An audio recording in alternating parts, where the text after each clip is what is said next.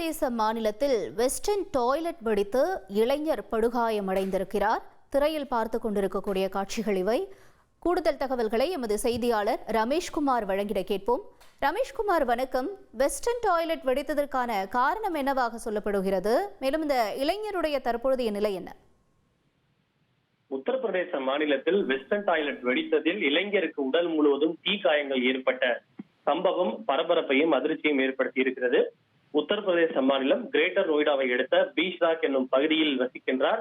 23 வயதாகும் அஷு நகர் என்ற இளைஞர். இவர் வெஸ்டர்ன் டாய்லெட்டை பயன்படுத்திவிட்டு டாய்லெட் பிளஷை அழுத்திய போது டாய்லெட் சீட்டில் திடீரென தீப்பிடித்து எரிய தொடங்கி இருக்கிறது.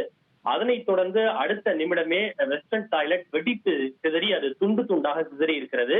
இதில் வெஸ்டர்ன் டாய்லெட்டில் தீ பிடித்தது மற்றும் வெஸ்டர்ன் டாய்லெட் வெடித்து சிதறியது ஆகியவற்றால் இளைஞருக்கு உடல் முழுவதும் பல இடங்களிலே காயம் ஏற்பட்டிருக்கிறது. குறிப்பாக அவருடைய முகம், கை, கால், அந்தரங்க உறுப்பு என பல்வேறு இடங்களில் தீக்காயங்கள் என்பது ஏற்பட்டிருக்கின்றது. இந்த சம்பவம் இது போன்ற ஒரு நிகழ்வு என்பது இதுவரை எங்குமே கேள்விப்படாத ஒன்று, மிக மிக அரிதாக நடக்கக்கூடிய ஒரு நிகழ்வு.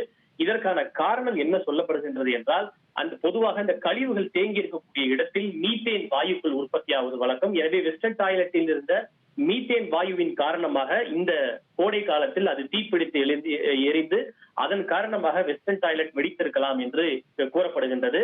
காயமடைந்த அந்த இளைஞர் ஜிம்ஸ் மருத்துவமனையிலே அனுமதிக்கப்பட்டு தற்போது அவருக்கு சிகிச்சை என்பது அளிக்கப்பட்டு வருகின்றது.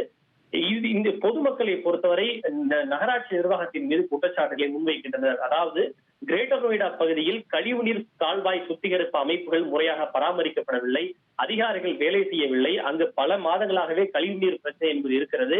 இதன் காரணமாக அந்த கழிவுநீர் குழாய்களில் அடைப்பட்டு அங்கு மீத்தேன் வாயு உற்பத்தியாகி இது போன்ற சம்பவங்கள் நடைபெறுவதாக கிரேட்டர் நொய்டா பகுதியை சார்ந்த உள்ளூர் மக்கள் அதிகாரிகளின் மீது குற்றச்சாட்டுகளை முன்வைக்கின்றனர்.